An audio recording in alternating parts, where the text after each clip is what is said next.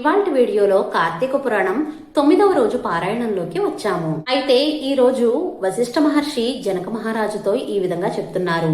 దామోదరుడికి ప్రీతికరమైన కార్తీక వ్రతాన్ని చెయ్యని వారు కల్పాంతరం వరకు నరకాన్ని పొందుతారు.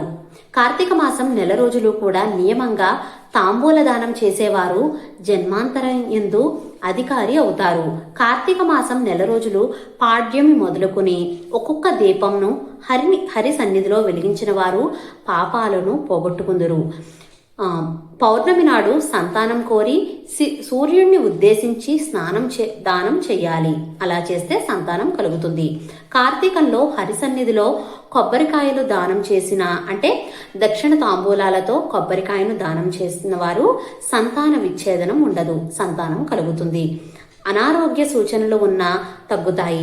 దుర్మరణాలు అంటే గండాలు ఇవేనా ఉన్నా సరే అవి వారి చెంతకు చేరవు.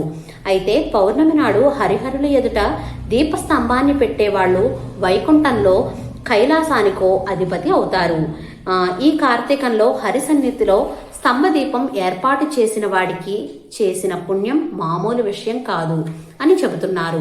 అయితే పౌర్ణమి నాడు స్తంభదీపంని చూసేవారు పాపాలు సూర్యోదయమందు చీకటి వలె ఎలా నశిస్తాయో అలా నశిస్తాయట.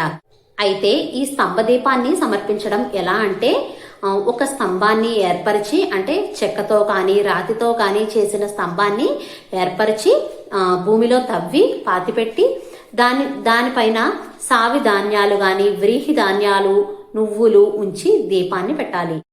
కార్తీక పురాణం 9వ అధ్యాయం గురించి పూర్తి వివరంగా మన ఛానల్లో వీడియో అనేది అప్లోడ్ చేశానండి. ఆ వీడియో లింక్ మన ఛానల్ పేరు కింద ఇస్తున్నాను, క్లిక్ చేసి చూడగలరు. ఈ కార్తీక మాసంలో కార్తీక పురాణం చదివితే ఎంతో మంచిది. ఒకవేళ చదవలేని వారు విన్నా ఎంతో పుణ్యఫలం.